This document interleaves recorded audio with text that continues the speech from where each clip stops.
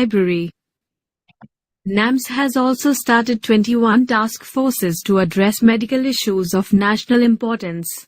Under publication activities, NAMS has its own annal as Annal of the National Academy of Medical Sciences. In addition, NAMS also publishes its quarterly NAMS newsletter. For more details of NAMS activities, please visit our NAMS website www.nams-india.in or scan QR codes with the camera app.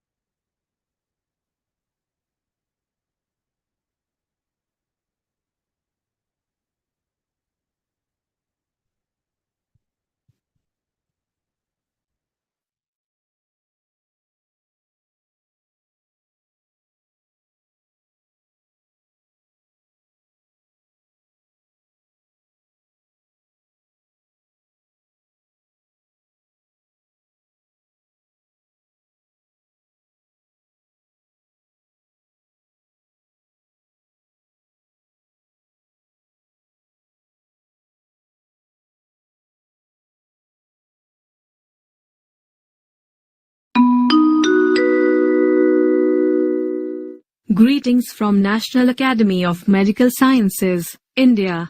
Focusing on NAMS Vision 2030, NAMS is pleased to share some of the important activities like NAMS National, International Fellowship and Membership, Member After Day and AIIMS-NAMS, NAMS Task Forces, AIIMS-NAMS Navigate Medico CME, CME activities, publication of annals, newsletter, networking with professionals, public orations, Young Scientist Fellowship, Scientist Exchange Program, Scientific Visit of Emeritus Professor and many more activities. All application forms for Fellowship, Membership, Associate Fellowship, and Member After Day NB have been made online and objective criteria from the year 2022. NAMS has also started a new online AIIMS-NAMS Navigate CME and Navigate Medico CME program to assist in the development of competencies among PG students and share multimedia learning resource materials as e-library. NAMS has also started 21 task forces to address medical issues of national importance. Under publication activities, NAMS has its own annal as Annal of the National Academy of Medical Sciences. In addition, NAMS also publishes its quarterly NAMS newsletter. For more details of NAMS activities, please visit our NAMS website www.nams-india.in or scan QR codes with the camera app.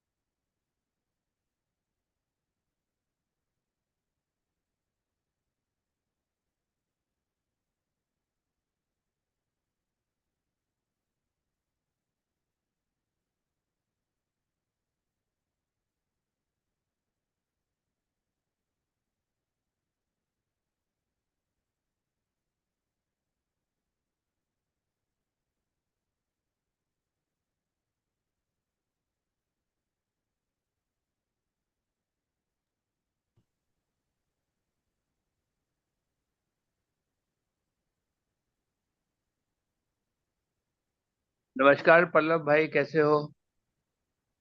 नमस्कार। बस बढ़िया। कहाँ हो आजकल? चंडीगढ़ में हो या नहीं, चंडीगढ़ में ही हूँ। You have built your house there only? Not yet. अच्छा अभी तो पीजीआई एकोमोडेशन में ही हूँ, अच्छा अच्छा। Because my wife is still in PGI. कौन से डिपार्टमेंट में है वो? Hello. She is HOD of haematology. HOD of? Haematology, अच्छा हेमेटोपैथोलॉजी। अच्छा, हेमेटो जहाँ पे नीलम वर्मा थी। हाँ, जहाँ पे नीलम वर्मा थी। अच्छा अच्छा अच्छा। तो उसका कब तक है? अभी 6 साल है। ओ, तो फिर तो आपको अकोमोडेशन बनाने की जरूरत ही नहीं है। फिर क्या जरूरत है? नहीं, उसके बाद तो जरूरत है। हाँ उसके बाद की तो ठीक है, मतलब उस वक्त तो न्यू चंडीगढ़ आ जाएगा, बाकी सारी चीजें आ हाँ, जाएंगी। वहां पे बन रहा मेरा। न्यू चंडीगढ़ में है, हाँ, वहां पे बन रहा घर। काफी सारे लोगों ने उधर ही बनाया है। हाँ, पीजे की फैकल्टी है वहीं पे है बेसिकली। एब्सोल्युटली। तो न्यू, बट आपके यहाँ ठंड खूब पड़ती है यार, ये सबसे बड़ी दिक्कत है हाँ, चंडीगढ़। आज आज मॉर्निंग में 5 डिग्री। अच्छा है, दिल्ली में तो 7-8 था, but hmm. Since last 4-5 days there is no sunshine, no sun. यहाँ पे 12 बजे से तो धूप है। अच्छा, you are lucky. Lucky.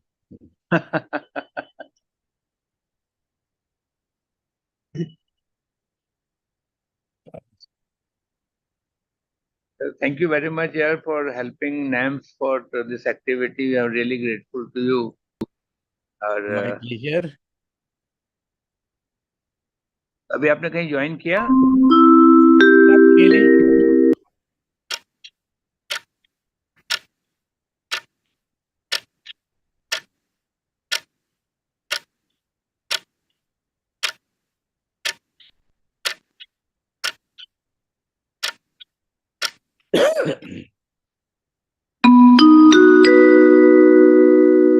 Greetings from National Academy of Medical Sciences, India.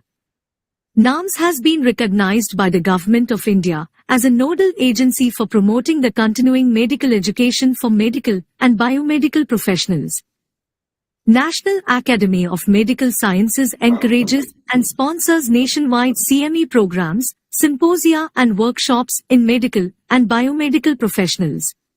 NAMS is pleased to announce the launching of a joint AIIMS-NAMS Navigate CME program from 1st September 2023 for postgraduate students in all the AIIMS and other eminent institutes of national importance from Andhra Pradesh, Arunachal Pradesh, Assam, Bihar, Chhattisgarh, Goa, Gujarat, Haryana, Himachal Pradesh, Jammu and Kashmir, Jharkhand, Karnataka, Kerala, Madhya Pradesh, Maharashtra, Manipur, Meghalaya, Mizoram, Nagaland, Odisha, Punjab, Rajasthan, Sikkim, Tamil Nadu, Telangana, Tripura, Uttar Pradesh and Uttarakhand of the country.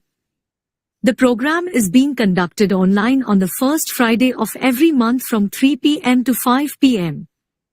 The AIIMS-NAMS CME focuses on the topics which are of common interest for the postgraduates across all specialties. The aim of the National Virtual Postgraduate Medical CME is to help them to be more proficient in their profession. Each session will cover 2 topics. Each topic will be of 1 hour duration, which includes 45 minutes for presentation by speaker, 15 minutes for questions and answers. Thank you for your kind support.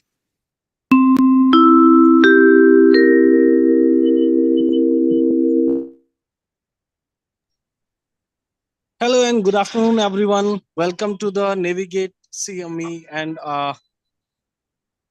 welcome to the National Academy of Medical Sciences India CME program. So, coming to the today's session, I would like to invite our Secretary of National Academy of Medical Sciences, Professor Umesh Kapil sir, to formally give the welcome address, sir. Sir, please. Thank you very much. We are grateful to you, Dr. Jaswant. My most sincere welcome to our respected speaker, Dr. Pallav Ray, all the participants, the moderator, Dr. Srinivas sir, Dr. Sareen sir. They have been very helpful in implementation of AIIMS-NAMS Navigate program. We started this program to facilitate that the best of the best speakers can reach to the most peripheral doctor so that they can get educated about the issues and the topics which are of common interest, irrespective of their post-graduation specialization. If you look at antibiotic resistance, is a very, very important area. I remember distinctly that even if you do one of the best transplant, but if there's antibiotic resistance, then we may have difficulty in the survival of the patient.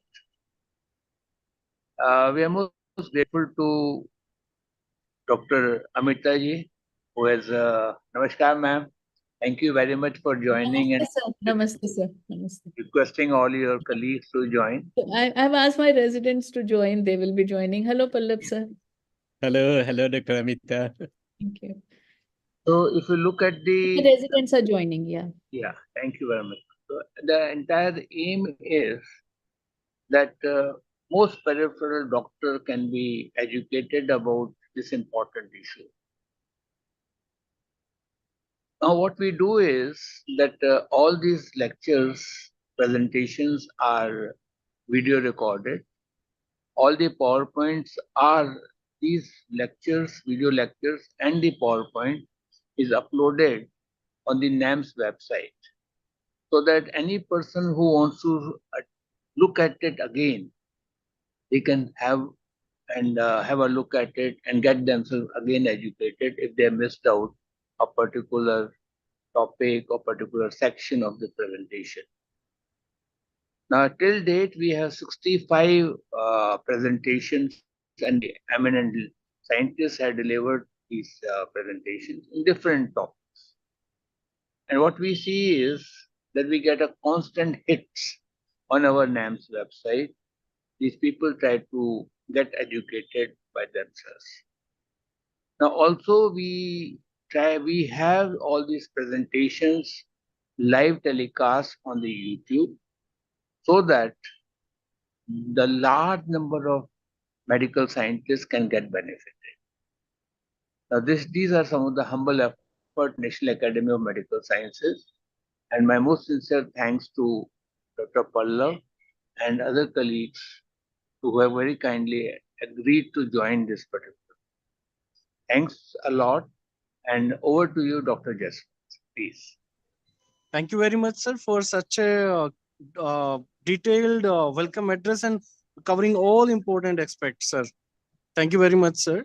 So today we have a message from Professor M. Srinivas, the director of All India Institute of Medical Sciences, for providing his blessings to our postgraduate CME program. So here we'll hear the message from Professor M. Srinivas. Sir, please. Namaskar. At the outset, I congratulate the team behind the NAMS-AIIMS Navigate CME program. Providing quality of education to our postgraduate students is one of the prime responsibilities of AIIMS. I know that our able faculty is leaving no stone unturned in achieving this mission. However, there always remains a scope for improvement. Through this unique initiative, there is an opportunity for our postgraduate students to learn from the experts in their field. This learning will go beyond the boundaries of department where our postgraduate students are working and will also bring in more flavor in their knowledge and at the same time ensure dissemination of uniform, high quality content all across the nation. Postgraduate students also form our primary workforce for providing patient care. This indeed is an important component of their training. We are aware that our postgraduate students devote a large component of their time for the patient care services and thus they have less time for self-study by the end of the day. The timing of this activity is therefore very carefully chosen. The sessions will be held late in the afternoon so that the beneficiaries do not have to make any extra effort for attending them. This by itself exudes the philosophy of a true teacher, a mentor that will handhold the children through the process of their active learning.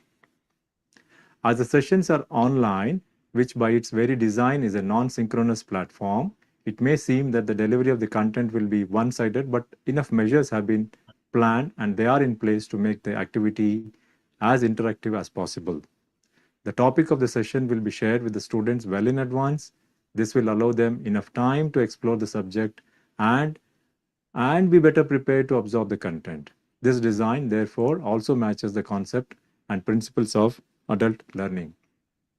The program not only will help our postgraduate students in being better prepared for their examinations, but also will equip them with sufficient knowledge, understanding, and approach to be a better professional in their field. I wish this program all success. Thank you.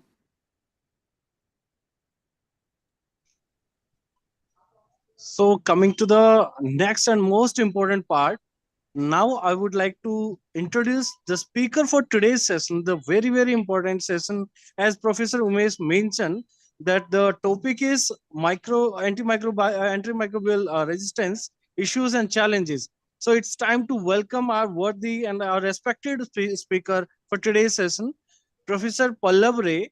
He is former head and the head of the Department of Medical Microbiology at PGIMR, Chandigarh. He did his MBBS at Medical College, Calcutta. Then he did his MD in microbiology in 1987 at PGIMR, Chandigarh. He was the best PG of 1987. He was also awarded the gold medal of PGI. He did his DNB. Thereafter, he remained faculty in the Department of Medical Microbiology, PGIMR, still 2023, and he superannuated as professor and head. He guided more than 150 theses and dissertations. He has more than 350 publications, mostly international. He has special interest in antimicrobial chemotherapy, staphylococcal infections, sepsis syndrome, HAI, and medical education and teaching technology. He is also former in charge of ICMR, National Surveillance Center of Resistance in Enterobacteriaceae from 2013 till 2023. With this, I would like to formally welcome sir, and we will be very glad and we will be privileged to hear you, listen to you, sir. Over to you, Professor Pallav Ray, sir, please. Thank you very much, Dr. Yashmat. Let me share my screen.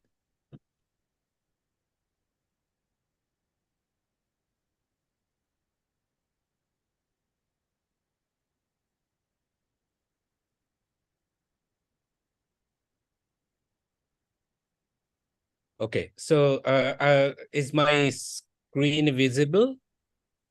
Yes, sir. Well, thank you very much. I really am very happy, and I express my gratitude to National Academy of Medical Sciences and Dr. Umesh Kapil for inviting me to be a part of this excellent academic endeavor. Today, I am going to talk about antimicrobial resistance issues and challenges. Now, this is my outline that I'm going to follow. After an introduction, I'll talk slightly about ecology of human body, antimicrobial resistance, antibiotics and bacteria, intrinsic and acquired resistance, and then containment initiatives and strategies, under which I'll talk briefly about antimicrobial stewardship, diagnostic stewardship, One Health, and alternative approaches. So I don't have any conflict of interest, but I have a couple of submissions to prepare the audience accordingly. Firstly, I will avoid textbook details because I feel that the most of the textbook things you can easily read at your convenient time and place. Therefore, I won't be going into details about how many hundreds types of beta-lactamases or extended spectrum beta-lactamases, carbapenemases are there, the names of innumerable genes which encode for them. Those things I will not cover. Secondly, in the issues and challenges, I will limit myself to the issues and challenges which are of scientific interest only and not of administrative or kind of not of administrative nature. So let me start with the introduction, for which I will take all of you back by 4.6 billion years. 4.6 billion years back, the Earth originated. At that time, the Earth was being bombarded with meteorites. We didn't have any oxygen in the atmosphere, and the Earth was too hot for any living thing to be there. It took about 1 billion years for the Earth to sufficiently cool down for the first form of life to emerge on Earth, the prokaryotic organisms. Since there was no oxygen, definitely they were anaerobic prokaryotic bacteria. So these prokaryotic anaerobic bacteria, they gradually evolved over the next 1 billion years to what is known as cyanobacteria. Now, this tells us that the first half of the history of Earth, we didn't have any oxygen.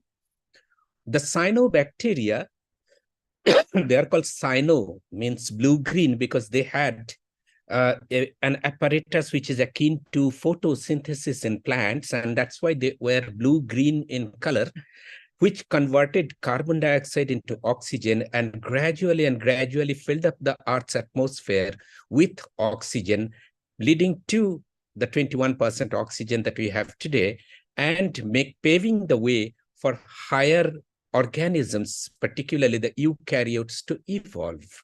So, also, we must realize that the first 2/3 of the history of Earth, it was a totally microbial world, and the higher life forms, they have been present only in the last 1/3 of the history of the Earth. Now, that tells, and human beings are only a couple of 100,000 years old. This tells us a few things. Number one, we owe our life to the bacteria, the anaerobic bacteria. Number two, we should not undermine them.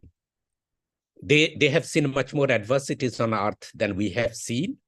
And the third thing is we should not complain that the microbes, they have invaded every part of the world, including our own body. Rather, it was their world which we have invaded. And that's why we have to accept the peaceful coexistence of microbial world, or the microbes and the eukaryotic organisms, the animals, plants, and human beings. Well, let us look at the ecology of human body. We have about 10⁻13 cells of our own, but we have nearly 10 times that number of microbial cells which are hosted by our own body.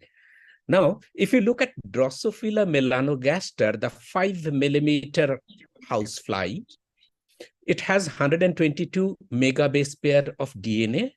It has 17,000 genes.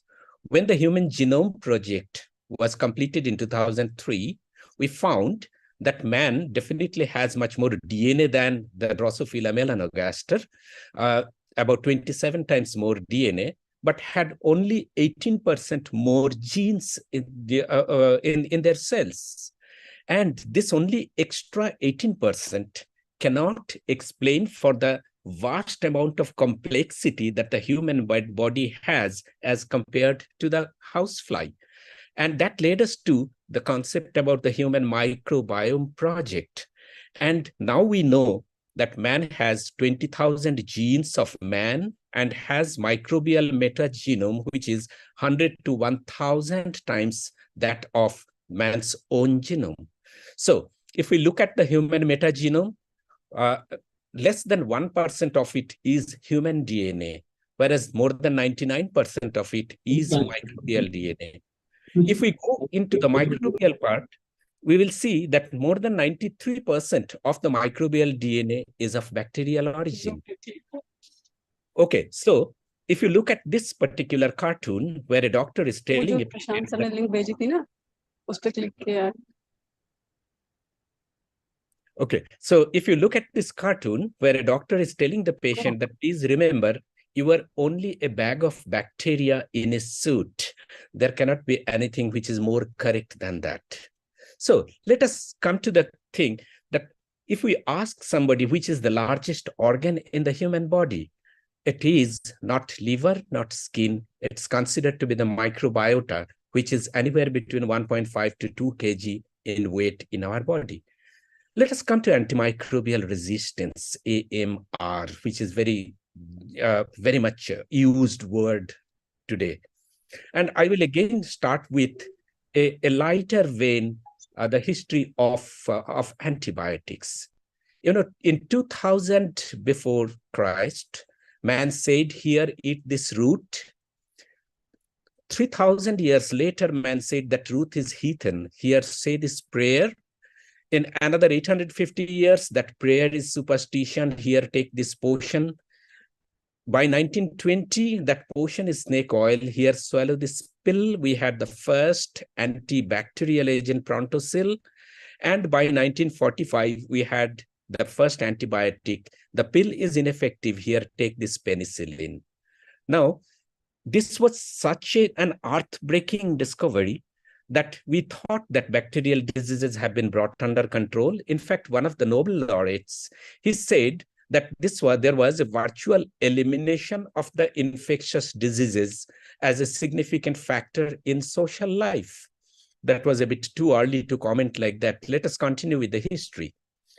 In another 10 years, man said, oops, mutated, here, take this tetracycline. And then between 1960 and 1999, 39 years, 39 more oops, man said, here, take this more powerful antibiotic. And by 2000 AD, by the turn of the century, we said the bugs have won. Here, eat this root. So from 2000 AD, we completed the cycle and went back to what we said in 2000 BC. Well, the scientists who brought the first antibiotic on Earth, Alexander Fleming, Howard Florey, and Ernst Chain, must be turning in their graves, trying to say, sorry, we messed up, while we write the obituary of antibiotics. The eternal battle between the bugs and the drugs is very well depicted by this cartoon, where a bird is trying to swallow a frog, but the frog is in turn smothering the bird in such a way that the bird is at more of a danger than the frog itself. Let us come to the antibiotics. Antibiotics have definitely transformed practice of medicine. Previously, lethal infections became treatable thanks to penicillin. The warriors will come home. Advanced therapeutics is possible in case of chemotherapy, in transplantation. But antibiotics have serious side effects, and it leads to growing antimicrobial resistance, which is a threat to not only the infected, but the uninfected also by transmission.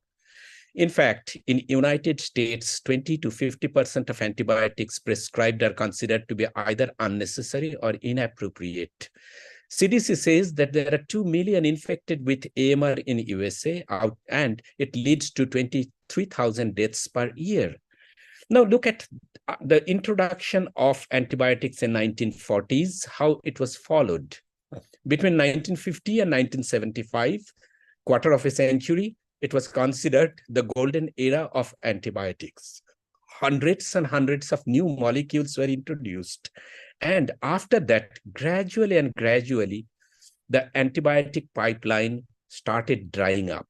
Between 1980 and 2000, 2 big groups were introduced, the cephalosporins 3rd generation and 4th generation, and the fluoroquinolones, and they're extensively used and abused. And after that, gradually, the pipeline became drier and drier. So more than 75 years of use and abuse with lack of regulation, oversight, lack of awareness of best practices, use as growth promoters rather than medicines, over-the-counter availability, counterfeit drugs has exponentially increased the selection pressure in man, animals, environment. which has altered the resistant is to sensitive ratio, favoring the survival of rogues, killing the good bugs. Now, if you look at the first 2 decades of this century, from 2000 to 2020, many antibiotics, new antibiotics have come into use.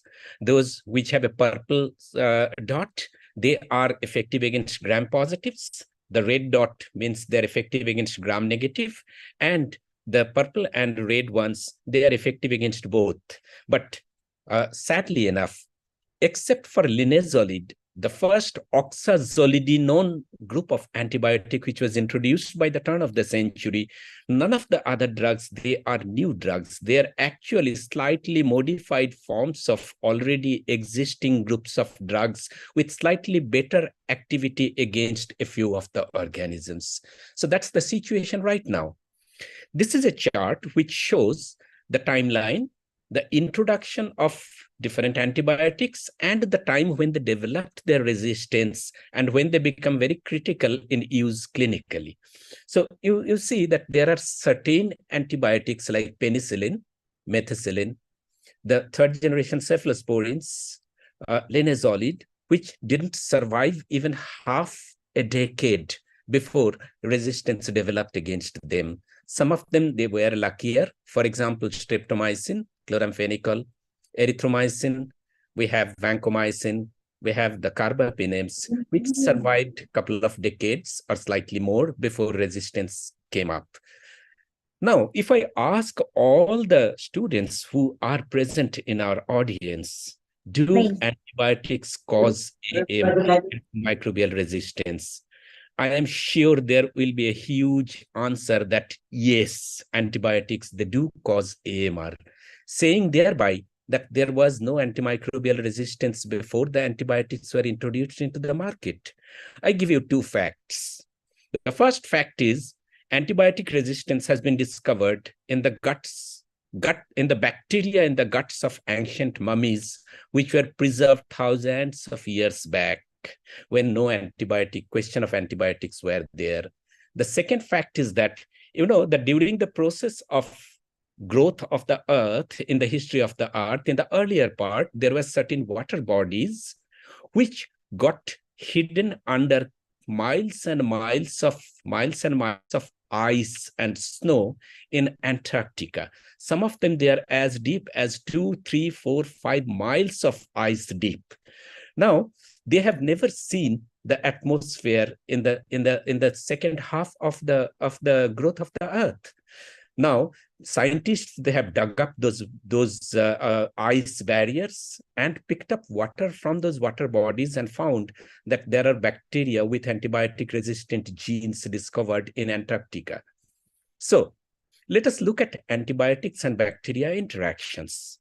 Many bacteria, they naturally produce antibiotics, and they have been doing it for 2 billion years. So emergence of AMR is a natural process of evolution, mutational, that is vertical, or recombinational, that is horizontal.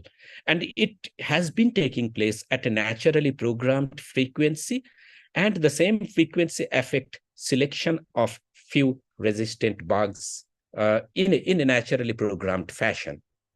But this natural biological slow evolutionary process is accelerated by misuse and overuse of antibiotics in man and animals, and in environmental contamination by antibiotics and resistant bugs. And there is extensive sharing of bugs between all 3 compartments. Now, antimicrobial resistance is one of the largest global health threat in 21st century. It definitely demands urgent measures, and common infections have become untreatable because of emergence of AMR. More than 700,000 die of drug-resistant infections yearly, and WHO has projected this number to become 10 million by 2050. In fact, in 2019, WHO came out with 10 threats to global health, out of which antimicrobial resistance stands prominently. Look at the use of antibiotics, how it has increased starting from 2000 to 2010. there has been a 4 times increase in use of cephalosporins and 1.5 times increase in the use of broad-spectrum penicillins and quinolones. If you look at country-wise, India figures the maximum increase in antibiotic consumption and maximum antibiotic consumption too, followed by China, followed by United States of America. But this chart is slightly faulty because it does not take into account, this is total usage in billions of units. It does not take into account the population of the country. While USA has 1/4 the population of either India or China, and if we compute the numbers in terms of per person, then US is on the top, followed by India, followed by China. And let us look at use of the most commonly used antibiotic, the carbapenems. Trends in retail sales of carbapenem antibiotics for gram-negative bacteria, starting from 2005 to 2010, you can see that Pakistan tops it, followed by Egypt, followed by India. So WHO came out with this statement that the global consumption has increased by 65%, and this increase has been primarily driven by increased utilization in low and middle income countries, with India, China, and Pakistan being the leading antibiotic consumers. Let me ask a simple question. What is antimicrobial resistance? To the clinician, it's the unresponsiveness of infection to antimicrobial therapy with standard dose or duration. To a microbiologist, it's the ability of a microorganism to multiply in presence of a drug concentration, which is higher than that in humans receiving therapeutic doses. And as I have said, it's a natural phenomenon of evolution, slow, continuous. Once developed, it's irreversible or slow to reverse. Okay, there are 2 kinds of resistance. For all clinical practitioners, this is probably one of the most important concepts that they should be very clear about. There is something called intrinsic or constitutional resistance, which has always been there in the entire genus or species in a predictable fashion, in such a way that antibiotic susceptibility tests are unnecessary. And we, truly speaking, we do not carry out antibiotic susceptibility tests for them. And we have acquired resistance. It emerges in previously susceptible strains within a species by either mutation, which is a slow process, and it leads to stepwise increase in minimum inhibitory concentration, say from 1 to 2, 2 to 4, 4 to 8 microgram per milliliter, or by acquisition or transfer of genetic determinants, that is horizontal or lateral spread, which is a rapid spread and leads to one-step jump of the MIC, say from 1 to 2 microgram per milliliter to 64 microgram per milliliter, or even 128 microgram per milliliter. Now, emergence of resistance is spontaneous, random, independent of antibiotic exposure. Antimicrobials are not mutagens. There is a long list of mutagenic agents, and antimicrobials do not figure in that. They don't enhance recombination or genetic transfer either. Antimicrobials, they provide survival advantage to resistant population, selects the resistant over susceptible, altering the ratio of the 2. Coming to intrinsic resistance. If you look at enterobacterials, nearly all the enterobacterials are resistant naturally to ampicillin, amoxicillin clavulinate, and first-generation cephalosporins. All the Proteus, Providentia, Morganella, they are resistant to tetracyclines, nitrofurantoin, and polymyxin B and colistin. We don't have to test for it. It's their natural behavior. Similarly, if we look at the non-enterobacterials, the non-fermenting bacteria, most of them all of them are resistant to ampicillin, amoxicillin, and artapenem, and all except Pseudomonas aeruginosa, they are resistant to fosfomycin. So this is intrinsic resistance.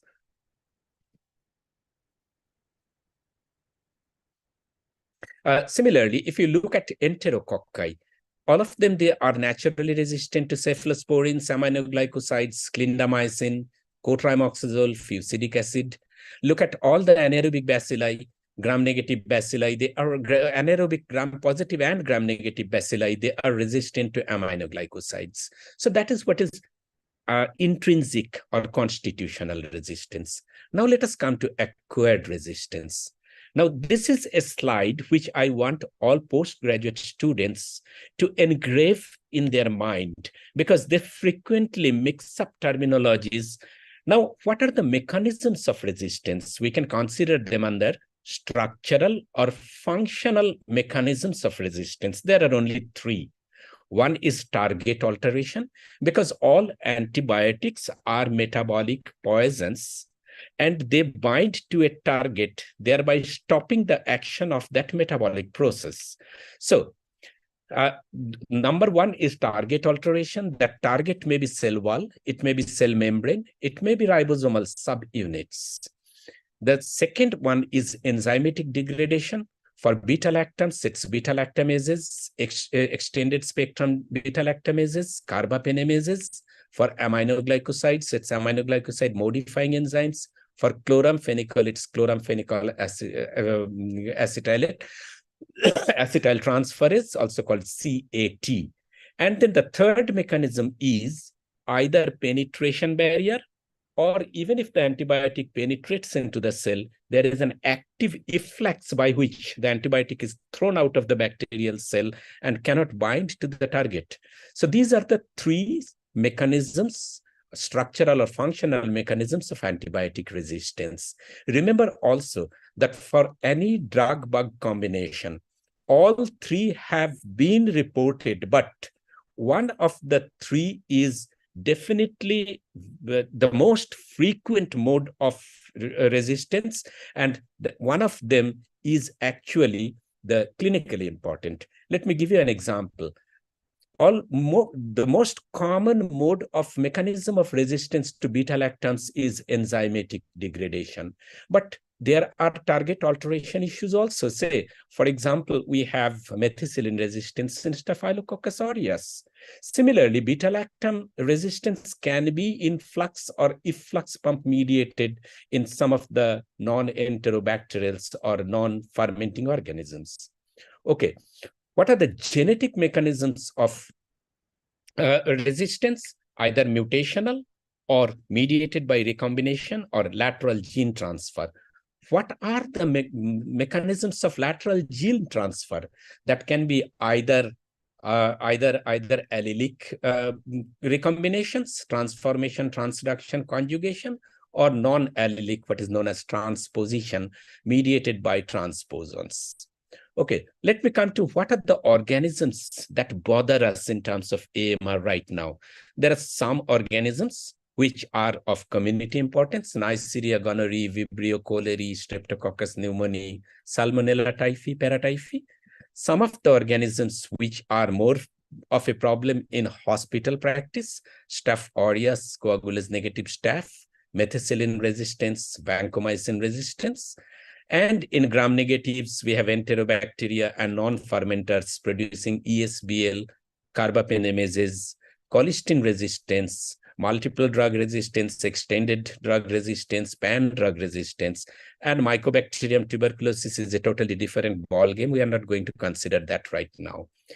Way back in 2016, CDC came out with a list of serious threats. Some of them are hospital-mediated, some of them are community. Now, in the hospital, the gram-negative organisms included Acinetobacter species, Enterobacteriaceae, and multiple drug-resistant Pseudomonas aeruginosa. And gram-positive ones were MRSA and vancomycin-resistant Enterococci, and drug-resistant Candida species. In the community, we had Salmonella, Streptococcus pneumoniae, Campylobacter, and Mycobacterium tuberculosis. By 2000, by the turn of the century, we came to know about the prominent organisms under the term called escape organisms: Enterococcus faecium, Staph aureus, Klebsiella pneumoniae, Acinetobacter baumannii, Pseudomonas and Enterobacter. 4 of them are gram-negative, 2 of them are gram-positive organisms. Even India has come out with its Indian priority pathogens under critical priority, high priority, and medium priority. Critical priority includes organisms which are carbapenem, tigecycline, and colistin resistant amongst Enterobacteriaceae, particularly Klebsiella pneumoniae and E. coli. And then amongst the non-fermenters, we have carbapenem and colistin resistance. Then we have high priority organisms, Staph aureus, Enterococcus, Salmonella. Now, let me come down to what is the status of drug resistance in the common groups of organisms right now, for which I will take help of ICMR data in their annual report, AMR annual report in 2022. That's the latest. 2023 is under compilation right now. Look at the Enterobacterales. I have put a cut mark here at 50%. And remember, what I'm showing is susceptibility, not resistance, because that's the international convention.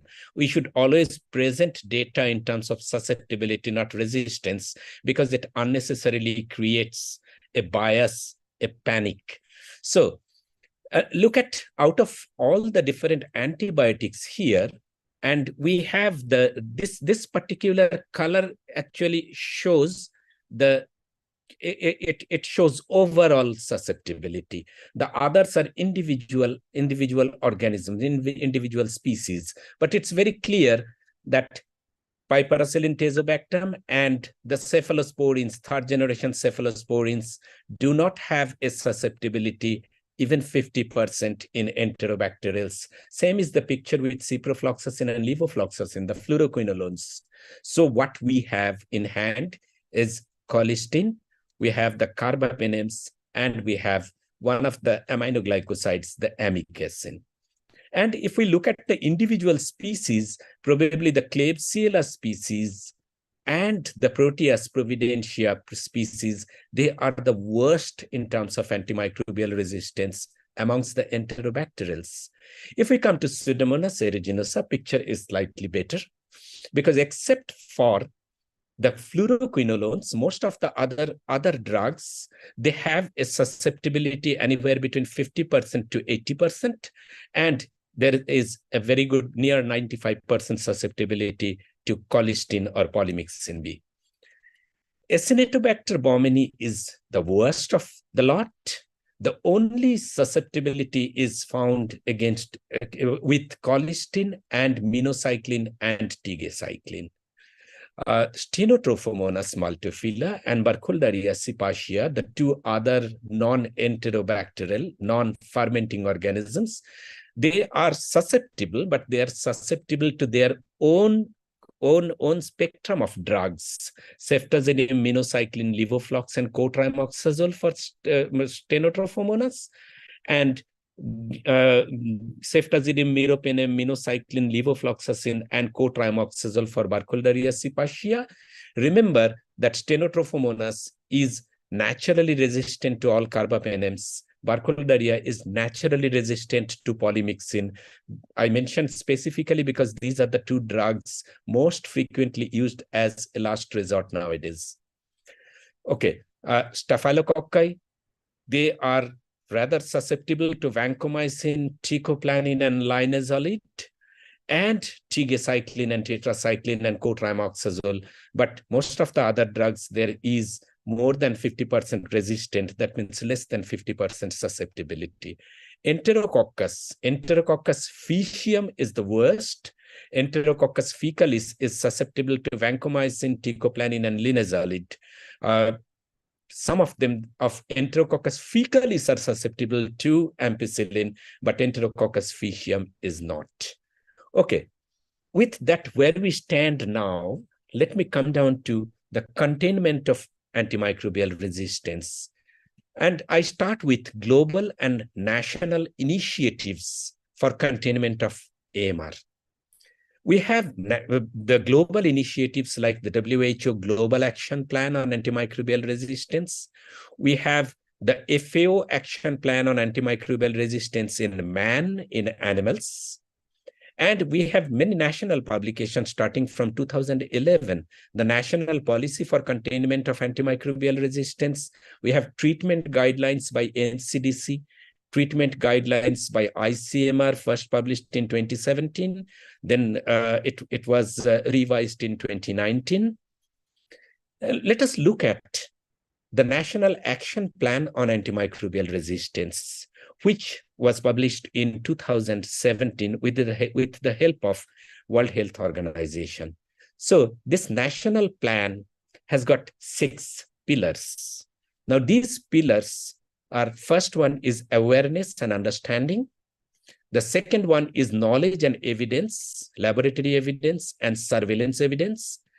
Next, we come down to infection prevention and control in healthcare, animal, community, environment.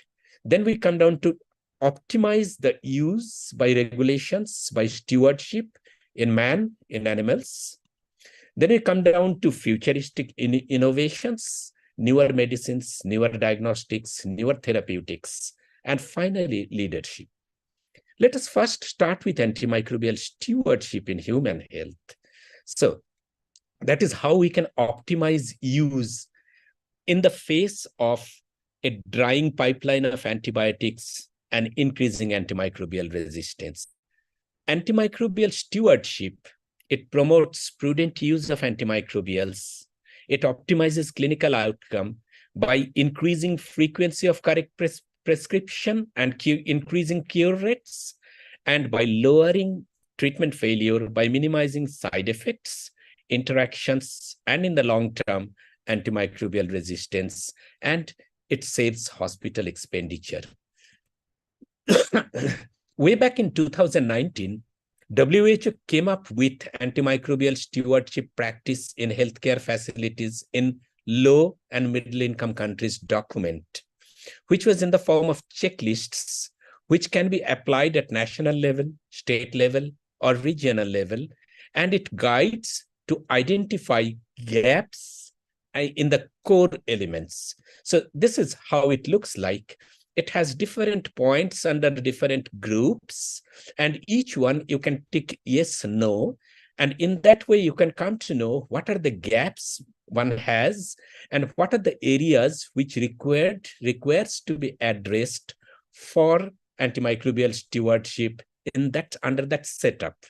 In the same year, CDC came out with core elements of hospital antibiotic stewardship programs in 2019, which was actually updated from 2014 after it was being implemented in many of the hospitals in the United States.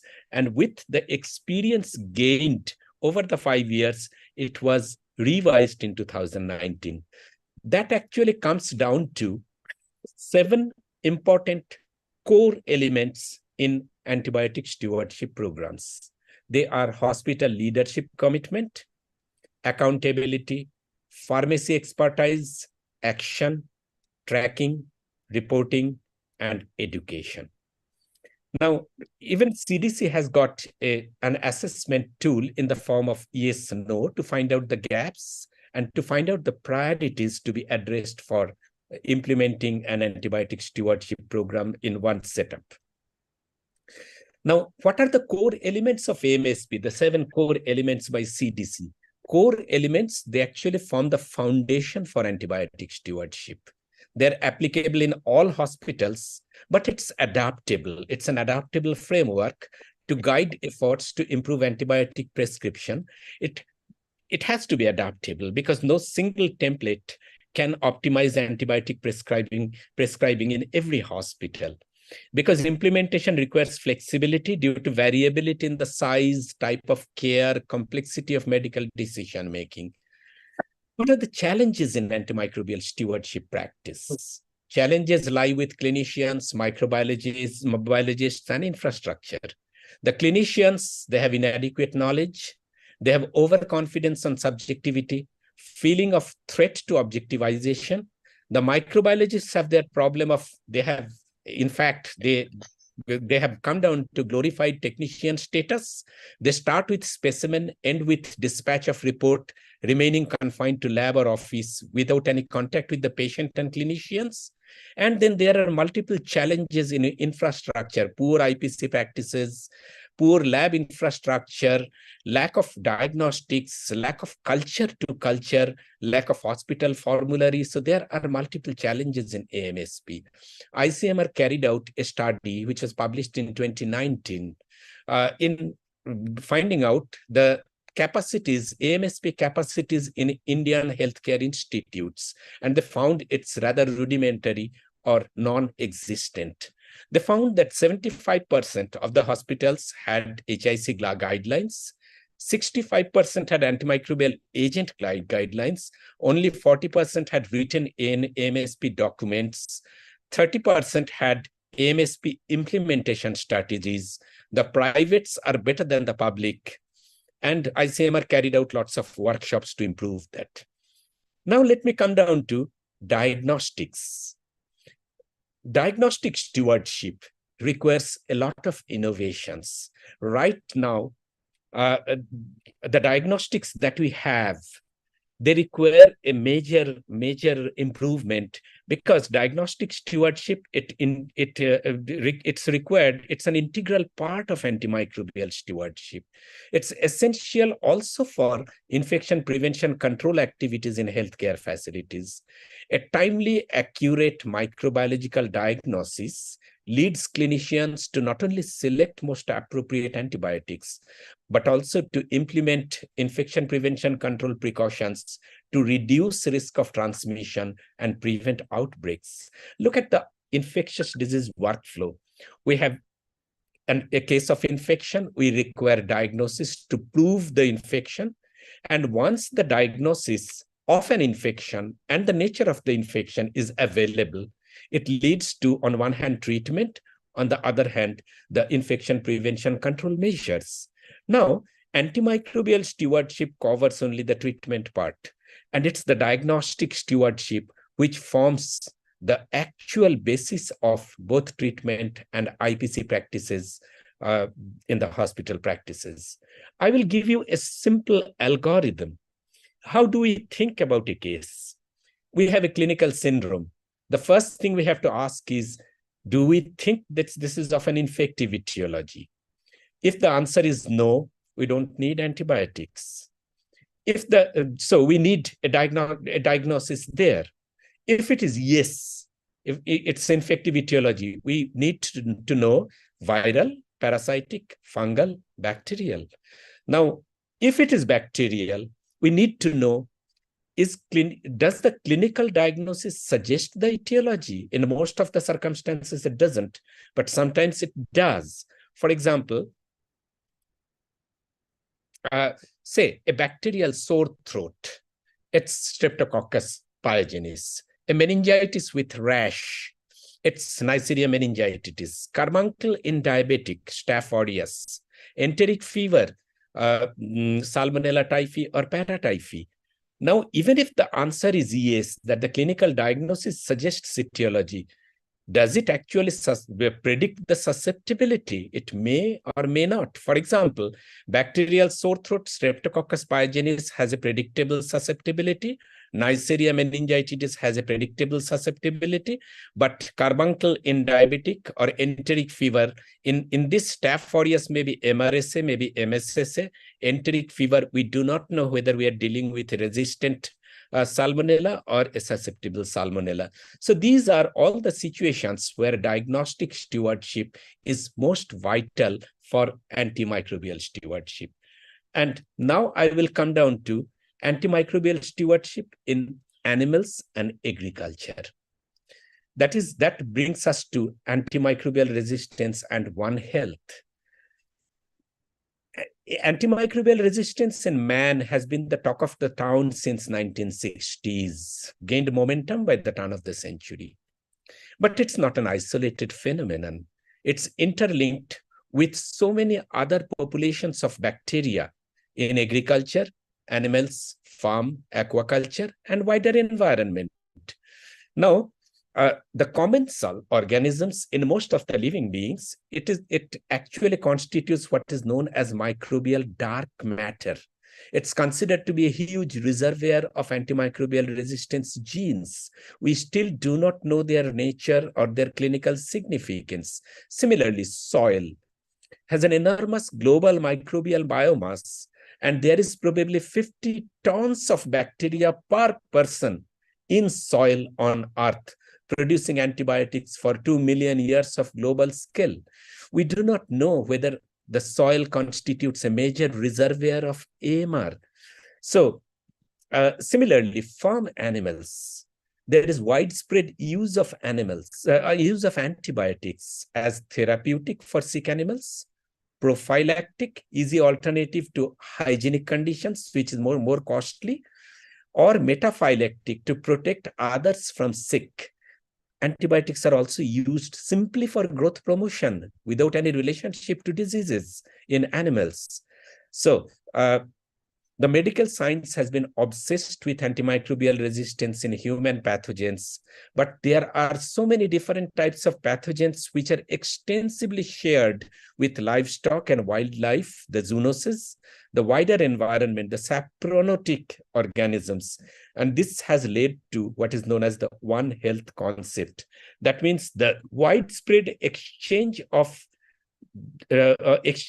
drugs as well as drug-resistant organisms between man, animals, and environment has told us that addressing one in an isolated way is not going to be successful. You have to consider all of them together in a coordinated way to win the situation. So that is what is known as the One Health concept. And now I come down to futuristic areas of innovations, and that will be the last part of my presentation. Now that we are finding that no new antibiotics are coming up, are there any alternative therapeutic approaches? Are scientists working on them? We already know about the preventive non-antibiotic approaches, vaccines, immunomodulation, infection prevention, and control. Now, optimizing available resources by antimicrobial stewardship practice, that also we have considered. Now, there are many others coming up. One is antivirulence therapy, quorum quenching, bacteriophage therapy, bacteriosense, antimicrobial peptides, killing factors, non-antibiotic drugs, and microbiome modulation. So let me come to a few words about each of them. Antivirulence strategy, this actually tells us that pathogens produce virulence factors which resist clearance, leading to colonization. And the virulence factors, they allow the pathogens to invade deeper sterile tissues and damage host cells. Therefore, if we can block the virulence factors, there will be no pathogenesis. The organism may be there will be no damage to cells, and therefore no pathogenesis. So this is disarming strategy when the immunity and adjunct antibiotics can clear organisms. I can give you an analogy. There is a dog. I am afraid that the dog may bite. That does not necessarily mean that I have to kill the dog. I can put a muzzle on the dog, and that itself can prevent the dog from biting me. So that's the basic principle of antivirulence strategies. There are so many antivirulence strategies which are coming up, targeting toxins. In fact, there are many monoclonal antibodies and small chemical molecules against toxin-producing organisms, which are in preclinical or in clinical trial stage. There are molecules which target biofilm production, which target signaling and regulation, quorum sensing, and these are under antivirulence strategies. Coming to bacteriophages, you must be knowing that there has been recently a resurgence in research on bacteriophages. They are the most abundant biological form on Earth, and they are highly specific. They may be broad range, they may be narrow range. There are advantages. They are natural predators. They can be easily isolated because of their ubiquitous presence.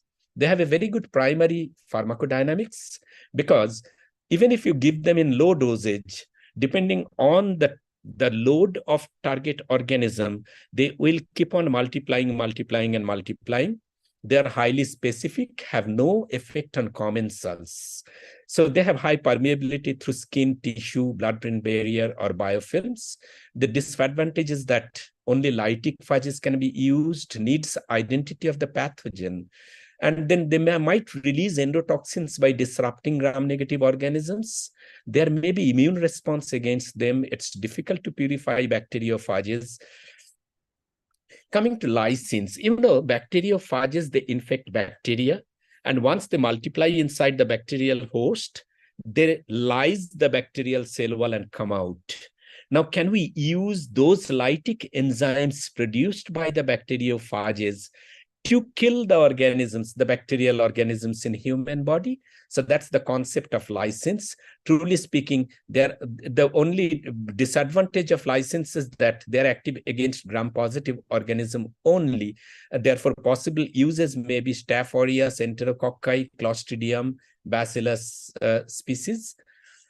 Bacteriocins, we already know their bacteria produce bacteriocins to win over fight with related or unrelated bacteria. The problem with bacteriocins is that, again, they are effective against gram-positive organisms and not gram-negative organisms, because gram-negatives, they restrict molecules more than 0.6 kilodalton, whereas the smallest bacteriocin is 3 kilodalton in size. Now, there are certain antibiotics called antibiotics. People are working on them. They are produced by Streptococcus species and Streptomyces species. More than 60 antibiotics have been characterized. Niacin, subtilin, epidermin, cinnamycin, now their efficacy is being probed. Antimicrobial peptides, we have already heard about it. They have a key role in innate immune system of all living systems. So people are working on antimicrobial peptides also, whether we can use them. There are different classes, and some of the antibiotics that we use are actually antimicrobial peptides. Bacitracin, polymyxins, gramicidin, and tiodontrin. There are killing factors produced by some bacteria against certain other bacteria. The last two are, one is non-antibiotic drugs. People have shown that many non-antibiotic drugs, they have antibacterial activity, like barbiturates, diuretics, mucolytics, proton pump inhibitors, beta-adrenergic receptor antagonists, antihistamines, NSAIDs, the psychotherapeutics, and there are combinatorial advantages of combining two of these drugs. Some people, they have even used beta-lactam plus phenothiazines in MRSA. The advantage is that their pharmacokinetics and dynamics are established, but the disadvantage is the antibacterial dose is far above the recommended dose in which they are usually consumed, and the antibacterial dose, it frequently will produce side effects. And finally, coming to nanoparticles, we have antimicrobial nanoparticles, the inorganic nanoparticles, which are metals and metal oxides of different metals: silver, titanium, zinc, iron, copper, magnesium, aluminum. They have cytotoxic, genotoxic, and potentially carcinogenic side effects also. But there are other nanoparticles which are organic in nature, which can act as a carrier for targeted delivery of antibiotics to the site of infection by reducing side effects on healthy tissues. So they are also very important. So in my last slide, I'll just try to talk about a few of the challenges in AMR containment. We are living in a tropical climate. We have a very high burden of infectious diseases.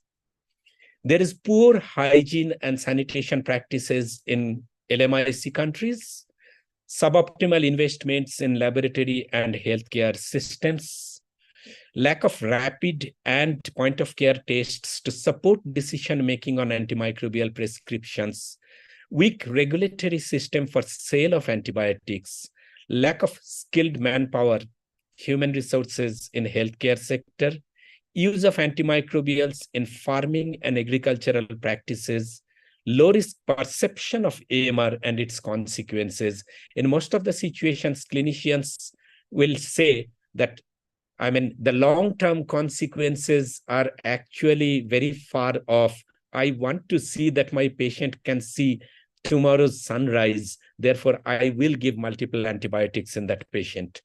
So I will end my presentation with a famous picture published in Nature in 2011, which says, "Stop the killing of beneficial bacteria by unnecessary use of antibiotics. It not only causes antimicrobial resistance in the long term, it devastates the normal microbial flora, which we have started realizing that it's an essential component for our health."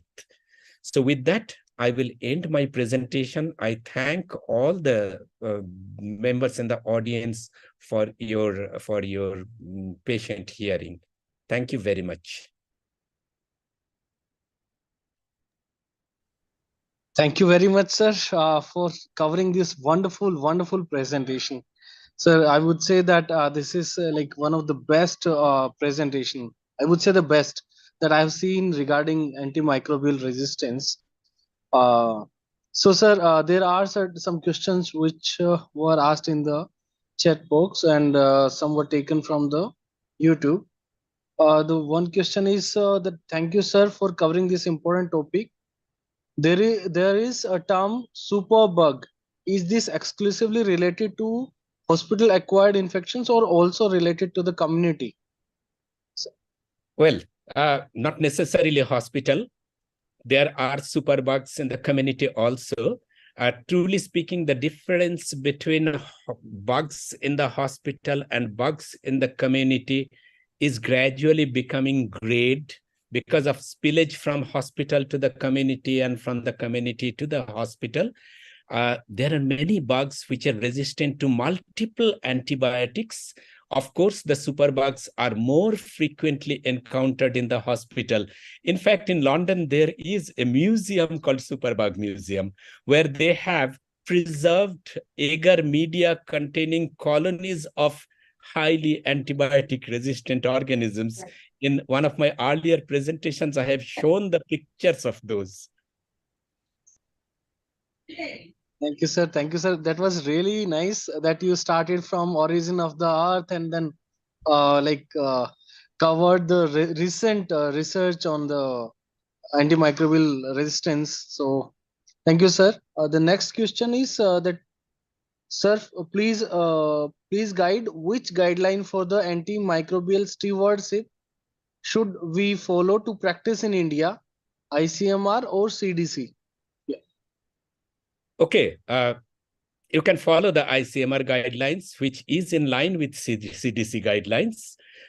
You can use the toolkit of either WHO or CDC to find out your gaps and to find out the key points which require to be addressed, and then go ahead with either ICMR or CDC guidelines.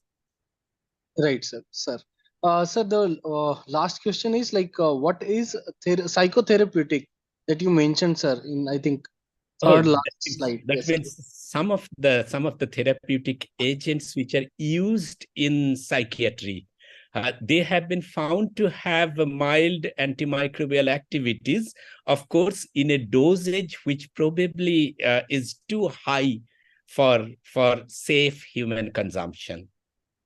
Right, sir. Thank you, sir. Thank you very much, sir, for this wonderful presentation that I would say. So with this, now I would like to invite Professor A.K. Sood, sir, for the word of thanks, please, sir. Thank you, Dr. Jaswant. Indeed, it is my great pleasure to thank the distinguished speaker for this evening, Professor Paula Bray, sir, for being with us and covering this wonderful session on AMR. And I am very sure that the way you have covered this comprehensive topic in a very simple way our participants, especially the students, they have greatly benefited. Thank you so much, sir. And we look forward for your support in future also. Thank I you. will also like to place on record the support which NAMS has been getting from the deans, directors, faculty members of AIIMS and other medical colleges for encouraging their students to enroll for this program. We thank you, sir. We have more than 1,000 PG students who have been registered with us. And I once again want to make an appeal to all of you. Please suggest topics which are of common interest across the specialty and also volunteer to take those sessions because the students, they are looking forward for these interesting topics which you suggest, not only from their examination point of view, but also from their clinical practice. In the end, I would like to thank the moderator for this session, Dr. Jaswant, who has been associated with us from the very beginning. Thank you so much for being with us and generating a lot of discussion. As far as the participants are concerned, your presence is very much valuable and we give great importance to that. You have made this session interactive by asking questions and we look forward for your support in terms of informing your colleagues, your friends to join this session. And for your information, the next session is on 2nd of February. Please remember that first Friday of every month, we have AIIMS-NAMS Navigate program. And the third Friday of every month, we have a gastroenterology series on CME. And for in that series on 19th of January at 3 o'clock, we have a very interesting session on chronic diarrhea and malabsorption by Professor Govind Makharia, sir of AIIMS New Delhi. So please do join. We'll send you all the detailed information. So thank you so much once again for being with us. And before I end, I would like to place on record the support from our IT officer, Mr. Ravi, who has been interacting with you, sending you emails, and also ensuring that this program is telecast smoothly on the Zoom as well as the YouTube. With these words, once again, on behalf of NAMS, we wish you all the best for the new years, and we look forward for support and blessing. Thank you so much. Thank you. So thank you, sir, for the address. So with this, we can mark the closure of the AIIMS-NAMS Navigate CME program session. And that was really, really very important. Thank you very much, sir. Again, sir. Thank you, sir. Thank you. Thank you.